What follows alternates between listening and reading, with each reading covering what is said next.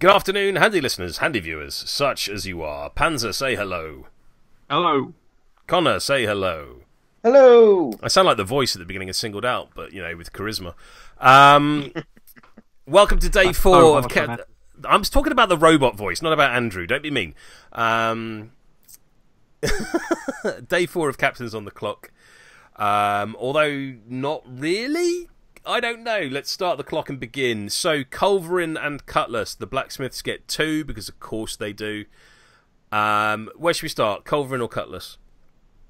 Well, people have seen Cutlass. Let's do Culverin. Say again. Cutlass got spoiled on the French national. That is very true. The French, but...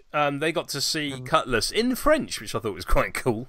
Yeah, they put bilingual cards. Which, by the way, I was very glad to see that she's only on a 30mm base. Oh, you thought she might be larger? If she was, it was going to be getting a goal shot with line of sight a lot harder. So we'll come back to talk about Cutlass and her goalkeeping abilities in a moment. Let's have a quick look at Culverin. She's pretty standard for a master in that her playbook is shorter than her tack. 3-6 kick, 3-2 armor, defense and armor, 5-7 move. The bog standard master 3-3 influence, 19 health. That's quite reasonable.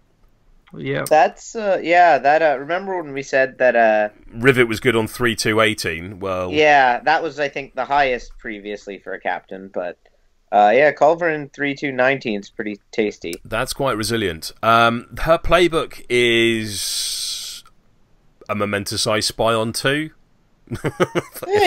She'll hit that momentous knockdown after the I Spy. Yeah. It's a weird damage progression. She's almost got like an apprentice-style damage progression, and that she goes from 1 to 3 without skipping, with skipping the 2 in between.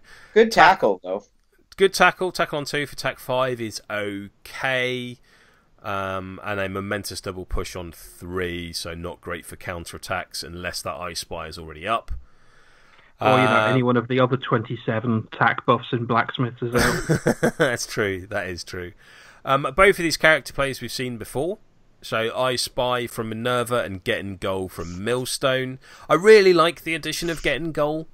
I really like that, because when you talk, we knew that Cutlass was going to be a goalkeeper, so how does her master help her be a goalkeeper? Get in Goal. Like, it's pretty much perfect. I'm not sure you'll see it much like it is on is it Millstone that has it? Yeah. You'll see it on turn 1 basically every game if you're against a footballing team, and then probably not a ton after that. Yeah, but I imagine it swings a game when you miss that turn 1 goal. I imagine it will go on Faris more than anyone else quite a lot, because a 50 model, a 50 base model with Get in Goal is funny, frankly. I think probably actually does end up on Cutlass, and not just for fluff reasons, but we'll get back to that. Okay. Also, she's a 40 base model herself, so it's not unreasonable that she can put it on herself. The more I think about it, the more I'm surprised there isn't like a blacksmith only version of it where it's target friendly apprentice gains goal defense. I guess there's no real reason. There's no real reason to. Let's not overcomplicate things, I guess. That's fair. That is fair. So turning to the back of her card, I really like the back of her card. So Quench is a 1-inch aura akin to Sentinel and Burnish's Happy No Fun Time. So when a friendly model within this aura suffers damage from an enemy character player, after the character player is resolved, the friendly model may recover 1 hit point. I really like how all of this is worded, because what it means is, if you take damage from a character play, you take 1 less damage, but you don't negate the thing that they've done, if that makes sense. Yeah. So even if, let's say, Harriet throws a spanner at Culverin, excuse me, she's going to heal the hit point, but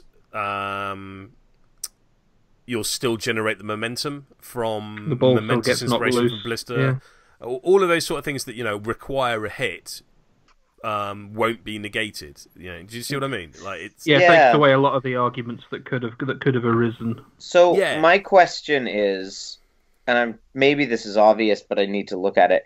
What happens if someone's on 1 health? They die. when you hit them with a damaging character play.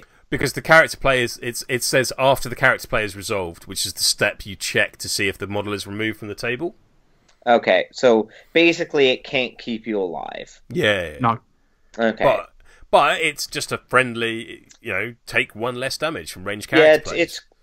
It's kind of like a worse version of Harrow's thing, where it's just like a nice little health recovery. It's not gonna swing it against fighty teams, but against teams with chip damage like Smoke. And I think that's where this is, and that's where like the Apprentices certainly have struggled in the past, is chip damage range teams, and this doesn't negate that, but it does lessen it, and that's a huge thing. Equally, Batten Down the Hatches, her legendary play. I have always described these legendary plays as selfish and captain, and you can't, because this is the first master legendary play that affects other models. Every single one of the rest of them is, like a movement buff, or I have a 3-inch melee, or tack buff, or extra kick. Yeah. Or exactly. And then it's when they're the Master of the Forge that it goes out to the teammates. But this one affects all the teammates. So it's a once per game, 6-inch pulse, remove all conditions. Massive. Does feel like a massive alchemist nope. Yeah, or hunters. Especially with Steeljaw kicking around, because I imagine Steeljaw will be seen quite a lot into blacksmiths. Or rat catchers.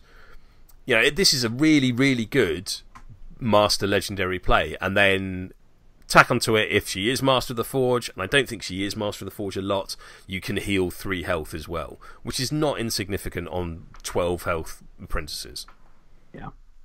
Yeah, so I think Culverin, it feels very burnishy to me, where I think she probably never is your captain, and she probably never, she probably isn't one of your 2 most played, or maybe even 3 most played masters, but I absolutely do think she will see play. Yeah, 100%. I really like her. I do really, really like her. Mm-hmm. It makes the anti-goal matchup quite interesting, because at the moment, blacksmiths are already one of the best ball killers in the game. Yes. But they kind of need a lot of their slots for that. So I'm not sure if you actually fit. You have to make a really tough decision to put these 2 in, because you're either losing out on a lot of your offensive power, or you're losing out on Burnish's or Iron's ability to kill the ball in their way. Yeah. It's interesting because I think more than any other master, she has bought into the I'm a setup piece things. Mm-hmm. There's a whole bunch of other masters where you kind of go, oh, but maybe if I make them do loads of attacks, I'll be able to replicate hammer or fill it or whatever. Whereas she's just can just do her thing in positioning, and maybe the occasional ice spy or getting goal will get you through. Yeah, she feels very, very influence efficient. In that you're not going to put much on her, but you'll probably still get an awful lot back for it. Yeah. And speaking of influence efficiency, should we move on to Cutlass? Let's have a little Cutlass. So I think what Connor's inferring there is this is our 3rd tutelage model in Guild. So between Sledge, Bolt, and Cutlass, if you take them with their respective masters, you can have a pseudo 17 influence team if you use some Kirkovian mathematics. I don't even hate that lineup, to be honest. No, you get a lot done. I mean, Anvil's in there, which is the correct choice, obviously. Bolt and Faris do their thing. Sledge hits like a truck. Cutlass is no slouch in combat. No. Especially with I Spy from floating around and singled out on Anvil. Yeah, you can easily get this, well, not easily, but you can feasibly get this lass up to tack 9 before crowd outs. Yeah. She's not slow at 6'8".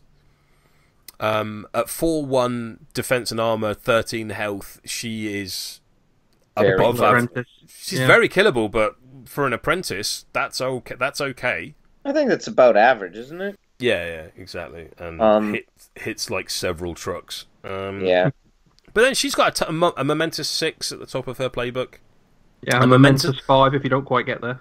Yeah. Oh, what a consolation prize. A momentous 1 damage double dodge on 2 is always a nice result to see. I guess, can we call that the pirate result now? That her and Blackheart both have it? Honor has it as well. Honor has it as well. She's no pirate. She's a lady. Well, that's what they want you to think. 3 influence cap. As with all the tutelage models have a 3-inch cap because they're effectively getting free influence elsewhere. Let's go with the back of the card. Connor, I have a strange sense that you're dying to talk about quick off the line. Yeah, that's a weird one, isn't it? I like it. It's quite a unique. It kind of is very Skulk-like, actually.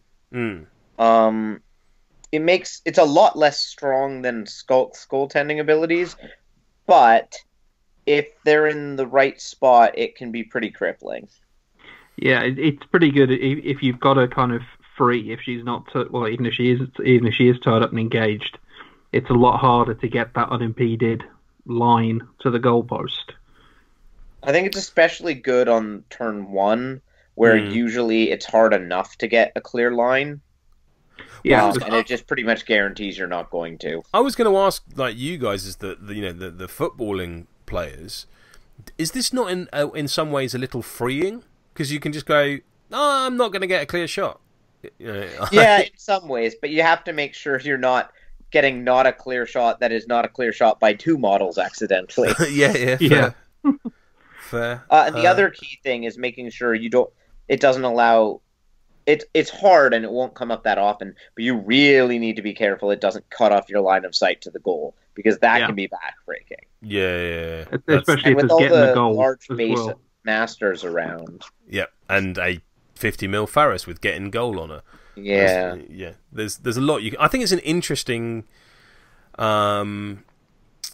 goalkeeper ability. It's a brand new goalkeeping ability. I like the way it can be, and to be honest, I would always get use out of it.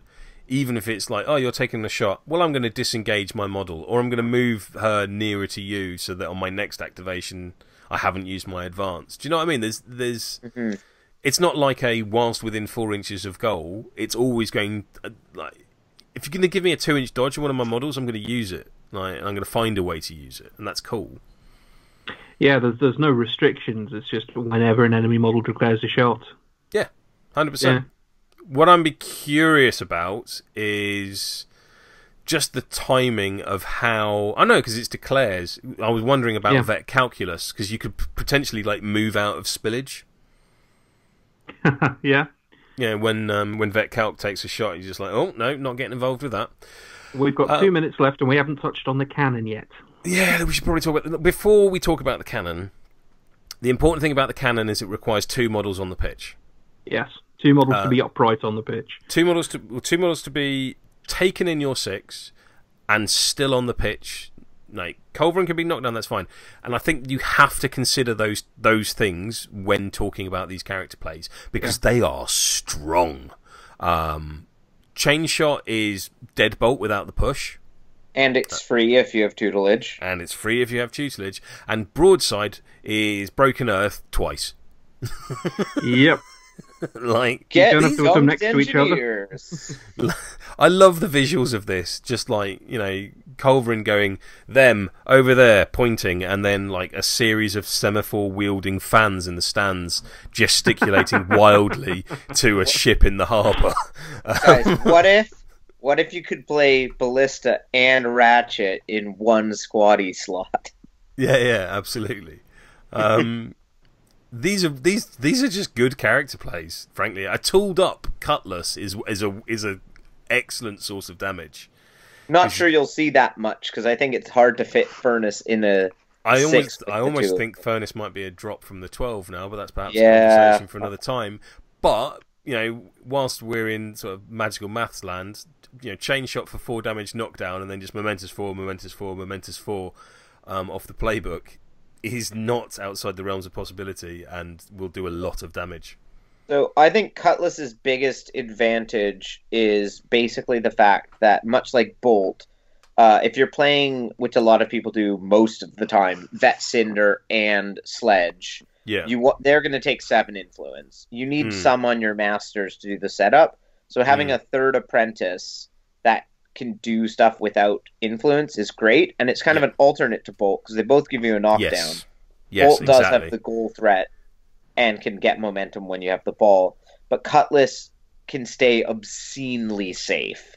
Yes, because it's you measured can basically from have her Culverin. like hiding by your goal for half the game, have And she can Culverin still affect the behind game. your line, and Culverin can still throw out I Spy.